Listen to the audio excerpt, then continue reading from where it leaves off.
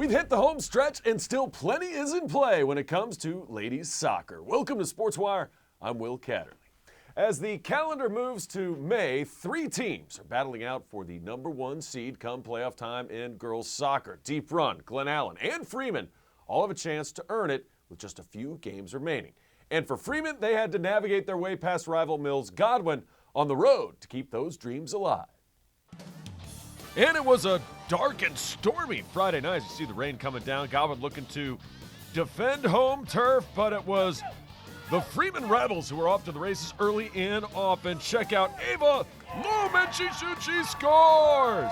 Very early into this contest, Freeman already with a 1-0 advantage after the goal from Loman. 38 minutes in, still a 1-0 score. Rebels looking for more, and they did a good job of finding their top goal scorer, Lauren Bruns, who bangs that one off the post. Oh, so close to being up 2. Godwin with the chance now. They fired on the net. That's easy squeezy lemon peasy. Saved by Douglas Freeman, however, and we're still at 1-0, still just before the half. Rebels, another opportunity here. Bruns just can't quite corral that one, and it's still a 1-0 lead. However, Freeman kept the pressure on offensively in Godwin's end, in Godwin's zone most of the evening. Here's Bruns again. My goodness, she's talented. She had lots of opportunities this one. That one just goes wide. Still a 1-0 lead. Not for long. The pass inside. The shot. That's a knuckleballer and a great save by the Godwin keeper on that one, as that tried to muscle its way, curve its way back inside the net. Lauren Bruns, free kick, she shoots, she scores. Too tall for the keeper, and she is right on the scoreboard. You have not heard the last of Bruns either. 2-0 Freeman at this point. They got more where that came from. Bruns again, great stop by the keeper. She can't keep it from getting out of play, however. Corner kick for Freeman. It'd be 2-0 at the half. Second half, let's switch sides, shall we? More action on net. Rebels living in Godwin's zone all night, really. That shot is saved and then kicked away by the Godwin defense. Nice job, but it was way too much Douglas Freeman, and it was way too much Lauren Bruns. Check out this from 35 yards out, off the crossbar. Are you kidding me? Off the top of the goal, no. But you haven't heard the last of Bruns. As I said, here comes Freeman. They're going to find her. And she's got it. Going to take it herself. Shoots and scores! Far left post. Second goal of the night for Bruns. Now Douglas Freeman up 3-0 as Bruns scores her second of the night. Rebels still not finished. Yeah, they want to get in the ledger one more time. Oopsie daisy, keeper falls down. And that's the easiest goal that Bruns will ever score. She gets the hat trick. 3 goals on the night for Lauren Bruns. Douglas Freeman going to win this one going away. Godwin did have their moments, though. Thea Clark, check it out. She's going to corral this one and go near post. She shoots, she scores! Thea Clark gets Godwin on the board to make it 4-1, but it was too little too late, and the Rebels go on the road and win it. 4-1 is your final. When it comes to softball here in Henrico, Glen Allen has been on top of the standings with only 1 loss on the year. But not far behind is Deep Run, who look to get back to their winning ways as they took on J.R. Tucker. So Deep Run and Tucker meeting up at Tucker. Wildcats, losers of 2 straight going into this one. They would right the ship, though, against J.R. Tucker. We go top first. 2 runners on. Claire Hoover on the mound in the circle. That dog will hunt. It's up the middle. They'll score it in error, but number 14, Virginia Ozeland, the catcher with an RBI. Although technically by the error it wouldn't be, but a run would score. That will work as well. That is a true RBI base hit. 2 runs come across, and Deep Run with a 3 spot and then a pinch runner for the pitcher. My goodness. Angela Sperandeo had herself a day, not only on the mound but also at the plate. That 2-run double withstanding. And then a great play defensively by Tucker to limit the damage. Deep Run, though, damage is done. 3-0 the score after a half inning of play. Bottom one, Sperandeo. I talked about her day. hitting the softball, but also on the mound, and then fielding a position quite well as well. Easy squeezy lemon peasy. 1, 2, 3 goes Tucker, and back come the bats for deep run. Later on, changeup, got her swinging. They complete the strikeout throw in the first, catch up the ball. You got to do that, and then finally Tucker going to get something going third inning. That is a base hit. Tigers now with 2 on, as number 2, Lauren Vasquez with a double. The lead of this. Ground ball by Alex Collins, the catcher. The out at first, safe at home though, so it's an RBI ground out. J.R. Tucker on the board. It's 3-1. Make it after 2 innings of play. More Sperandeo, strikeout swinging. And then Hoover back in the dish, and that ball is going to go all the way to the wall as Hannah Sanella gets a double, and then alert base running as well. She's going to get all the way to third as they had trouble getting the ball back into the infield. Wildcats would take advantage. That ball is spanked and smacked to the right side. Eliza Smith. She connects on an RBI double. Wildcats up 4-1. Still not finished. Bring out the boomstick. That ball's hit deep and all the way to the wall at Sperandeo again. 3 hits on the night for Sperandeo and 2 more RBIs. She'd be out trying to get a little bit crafty there, trying to take third. 6-1 though. After 4, back to Sperandeo on the mound. Strike him out, sit him down. She would go the distance in this one. Hoover in trouble next inning. That's a slicing single to left. Hannah Sanella with a base hit. With lead of this, more offense. Deep run had it going. Boy, the battery especially. Ozelin's at catcher, Sperandeo at pitcher. They were both hitting the ball really well. Ozelin's with the RBI double, and with lead of this, speaking of hitting, that ball is high, it is far, it'll see ya next time. It goes off the school bus. That got the driver interested, and Sperandeo absolutely crushes it. Hey, did you get that on video? I got it. Yeah, I got it. Definitely got it. Just saw it. 9-1 on the 2-run bomb, and then Tucker, not done. No give up in the Tigers. No quit in that fight. They get a run on an RBI ground out there to make it 9-2, and then that ground ball. Great play at second. She's called safe at first, so it was almost a double play. Still another run comes across the score. That makes it 9-3, but it's too much Sperandeo, too much deep run, too much offense, too much pitching. Wildcats get the victory on the road. 12-3 is your final. We head out to the baseball diamond when we come back. Glen Allen looks to run rule Highland Springs, while the Lady Tucker Tigers go for the clean sheet in soccer against Meadowbrook. Highlights are straight ahead. Now for another 2-minute history report. We all know about the blockbuster, World War II, the famous attacks, the military heroes. But what do you know about the prequel, the First World War? At the time, they didn't call it World War I. No one ever imagined there'd be another. It was known as the Great War, or the War to End All Wars. In the early 20th century, Europe had a bit of a different look. There were the Fab Four empires, ruled by monarchs who maintained a delicate balance of power. Then, in the summer of 1914, a group of assassins attempted to blow up Austrian Archduke Franz Ferdinand while he was touring Bosnia. The attempt failed, but later in the day, an assassin's bullet prevailed. In retaliation, the Austro-Hungarian Empire declared war on Serbia. Russia immediately came to Serbia's support, which motivated Germany to declare war on Russia. Before long, France, Belgium, Luxembourg, and Great Britain were involved. Jolly good. Everyone polarized into 2 groups, the Allied powers and the Central powers. New technologies dominated this world conflict.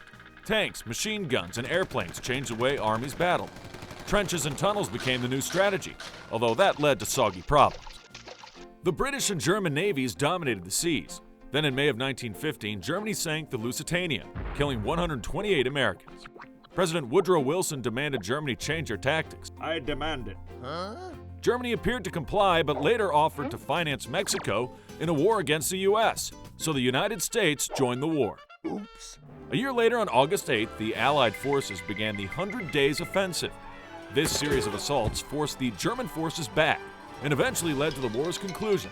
On the 11th hour, on the 11th day of the 11th month, a ceasefire went into effect. Then came the Treaty of Versailles and the formation of the League of Nations. This war changed the landscape of Europe. Monarchs were out, the four great empires were gone, and new countries emerged. So here it is in a nutshell. Europe used to be led by the Big Four, until a bullet made Franz no more. Conflicts arose, triggering numerous hawks. Success meant machine guns, tanks, and dry socks. The ceasefire became a celebrated day, although the next war was just a few years away. That was World War I in 2 minutes. Welcome back to Sportswire. How about a little baseball? Glen Allen looking for some home cooking at home, taking on Highland Springs. They were putting their backs into it. What do I mean? Well, they literally were getting hit by pitches early and often in the first inning. Both these HBPs hit by pitch led to some instant offense. Runners at first and second. That'll work for Carlos Cervantes. It's a base hit. A run comes across the score. And Glen Allen actually make that RBI ground out. It's 1-0. There's more where that came from. A hot shot to left. Keandre Shelton. Get yourself some, son. He gets the RBI single as Andrew Morris crosses home plate. A two-spot in the first for Glen Allen, but they were just getting started when it comes to offense. Uncle Charlie curveballs were the name of the day, of the game. Great throw from short, but it's not in time for the speedy Lucas Bauer. It would lead to this. That's a ground ball to short, and then sometimes you just can't get the ball out of the mid. It'll work as a sacrifice, an RBI ground out. Lucas Bauer comes across the score. Another run comes in. It's 3-0 after 2. Let's go to the third. Big old Devin Flowers, running back / baseball player. He's on base in the third. He'd be at second at this point. Ground ball to short. Again, another great throw. Again, they can't quite get Ethan Brooks. He's safe at first. Now runners at the corners. It would lead to this. Good teams take advantage. They're going to do just that. Also doing their job. Lucas Bauer. How many times am I going to mention his name? Quite a bit. Gets a sacrifice fly. Devin Flowers crosses home. All Jaguars all evening long in this one. Still batting in the inning. That'll hunt. Nice stop at third, but safe at first on the base hit to left. Infield single. Ethan Brooks comes around to score. 2-1-2. They have 5 runs on the board after 3. Fourth inning. Good teams also put pressure on the defense by running. It's a double steal. Ball goes into the outfield. Glen Allen, well, they take advantage. Andrew Morris scores. Now, great play right here. Highland Springs, watch the catcher, makes the catch, runs into his own teammate. Then, runner tries to score from third, and he tags him out. Nice defense. Great play by the catcher right there. Still, though, Glen Allen up 6-0, and they'd have more offense where that came from. Ball gets away, runner going to first. Now they're going to try to throw to second, and then you're going to try to throw home because the runner's come around to score. Long story short, runner does score. Number 19 crosses the plate, Carson Pardue, and then line drive single right back where it came from. Brian Cawthorn, and number 20 Brooks comes around to score again. All Glen Allen all evening. That's a base hit up the middle. 1 run comes in. Here comes another. Like I said, all Jags all evening long. Glen Allen get some home cooking and a big win. 10-0 is your fun. And with that, let's go up tempo. A trio of former high school football stars have now made it to the NFL. First, former Varina standout and Virginia cornerback Tim Harris was taken in the 6th round by San Francisco. Harris had a stellar senior season for UVA, tallying 36 tackles and 2 interceptions. Now, after the draft, 2 former Springer wide receivers were picked up as undrafted free agents.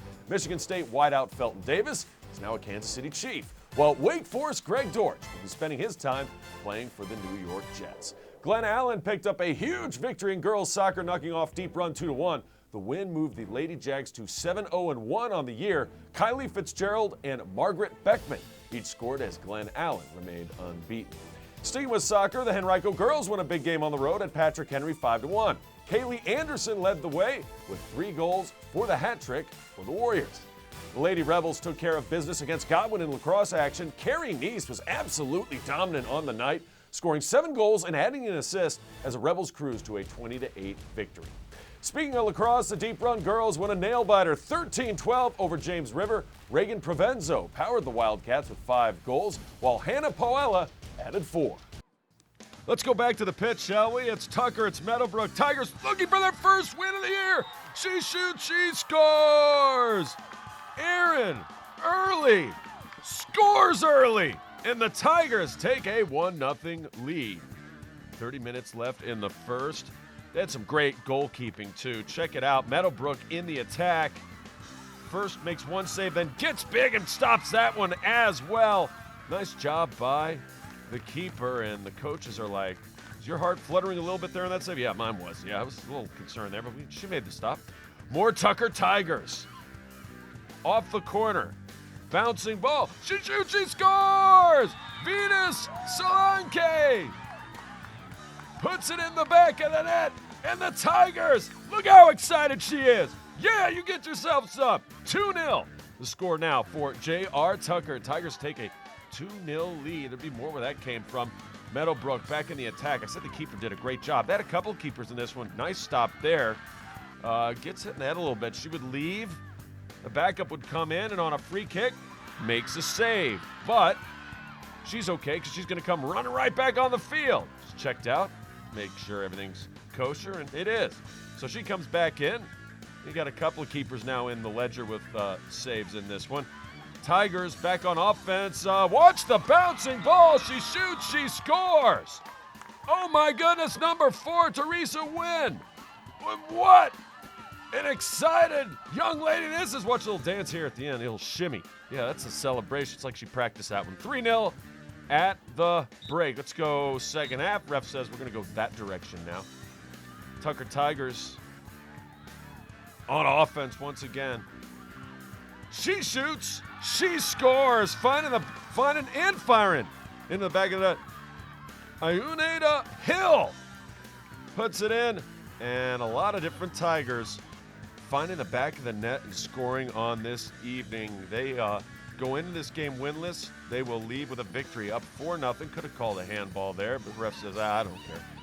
Tigers going to take advantage in transition. Instant offense. Can she get 2? Venus Solanke got it off the post and in. She shoots, she scores.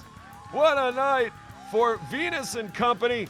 And the Lady Tucker Tigers get their first win of the year, and they do it in dominating fashion as well. This might really help their confidence moving forward for the rest of the season. A 5-0 win over Meadowbrook. That is your final. We hit the courts for ladies tennis when we return as Freeman plays host to Henrico. Plus, Deep Run looks to continue their run in guys soccer as they match up with Glen Allen. That's next. Todd's a great guy.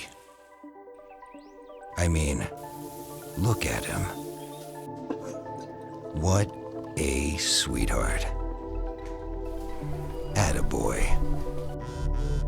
Wait, Todd, what are you doing? How totally selfish and un-Todd-like of you. Come on, Todd. Come on, man. Welcome back to Sportswire. Tennis, anyone? Let's go to the home of the Rebels. Freeman hosting Henrico. Ladies tennis action. Emmy Levinson getting the point right there. She's there in the far court for Douglas Freeman, taking on Markuro Wright. And Wright made a couple of right shots. That's a winner down the line. Point. Henrico at number 1. Let's switch sides, though. Emmy Levinson on the serve. Levinson bringing the fire. That one's fouled off and hit behind the fence. Point. Levinson. She takes care of business on that one. And again, Emmy on the serve. Great shot. Markuro Wright knocks it in for the point, but it was too much. Levinson on this one, swinging a miss, strike 3. Levinson with the point. And Levinson with the victory. 8-0 is your final. Let's go to the number 2s now. Sanvi Tataneni, that's a good shot for Henrico on the front court, taking on Isabel Hevron. And Hevron in the far court had some good rallies in this one. But Tataneni gets the point once again for Henrico. She was strong in this particular game. Overall in the match, that one goes wide, or goes far and out.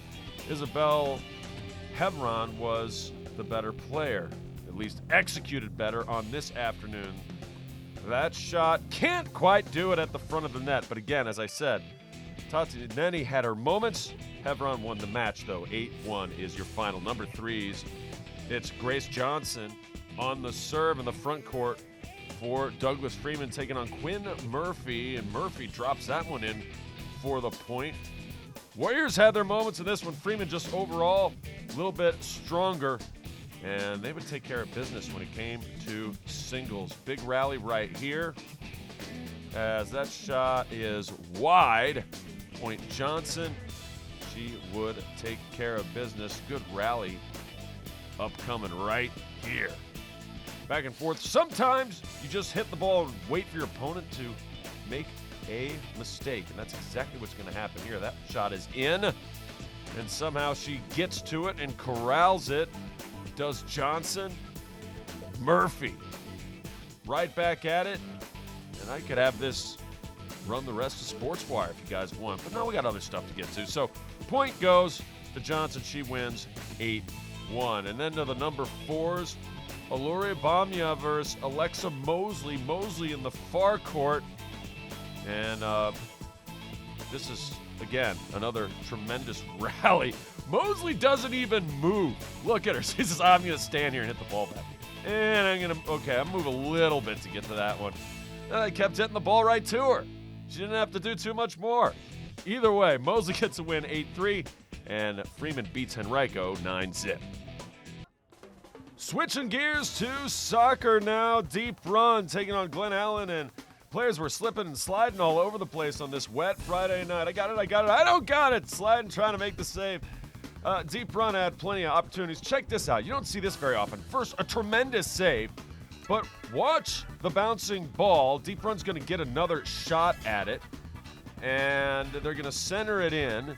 And the Wildcat's going to get a boot on it, and Josh Kirkland off the face of the Glen Allen defender and in for the goal. Talk about insult to injury. Josh Kirkland, he shoots, he scores. It's an own goal, but the goal is credited to Kirkland. And then a chance, too high.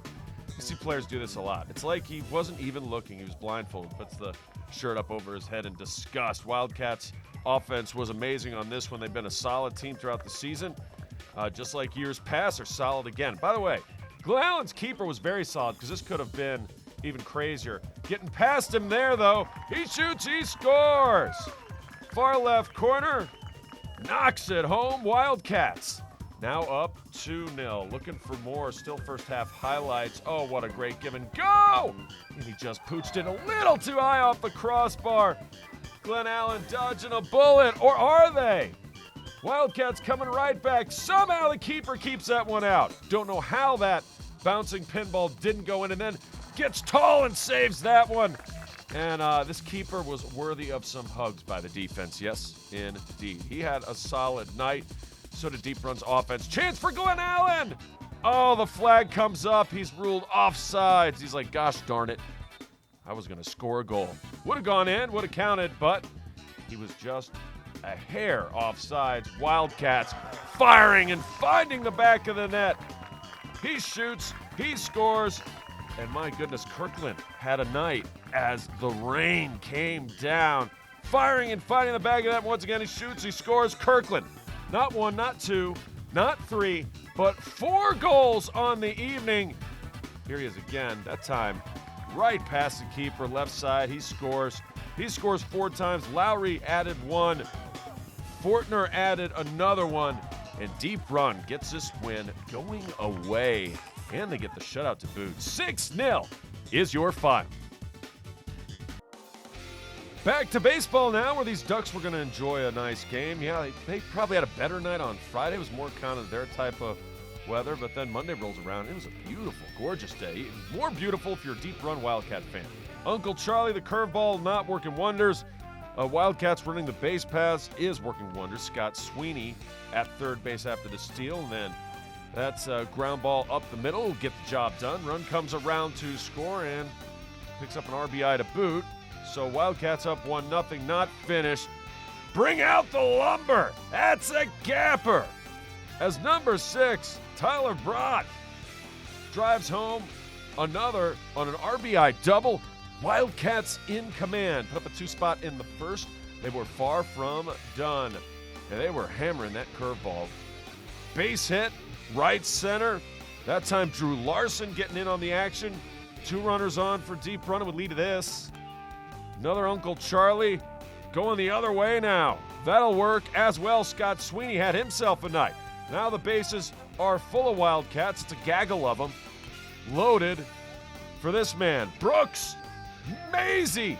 And it's amazing. It's a base hit. 2 runs come across to score, including number 12, Justin Robinson. And later in the inning, still not done, Eli Wiesner passed a diving right fielder, made a great effort on that play, but more runners are coming across. And it was that kind of night. Deep run really has their hitting shoes on. They've been playing great baseball as of late. It would continue at Tucker. Another RBI, another single. Wildcats were not laying down. Crooked number on the board in the second. Now it's 6-0. Let's go to the third. That's a line drive, base hit. Scott Sweeney. It's like he was on the bases all evening long. Well, so were a bunch of Wildcats. That ball's inside. Got not much of the plate. Eli Wiesner walks, now 2 aboard for this. A pop-up by Carson Jones. This is when it's not your night. 2 outs. If it wasn't 2 outs, the infield fly rule would have been in effect, but instead he drops the ball. So with 2 outs, the runners are running, and comes around to score. Then a great play in center, almost. Tyler Brott scorches this one. Nice catch, but he can't corral it when he comes to the ground. Ball pops free. That means it's a hit. Run comes across to score. It was that kind of night. 11-4. Deep run wins it. Remember, if you have questions or comments about the show, just send me an email to this address, sportswire@henrico.k12.va.us, and you can always follow us on Twitter. I can't wait to see ya next time on Sportswire.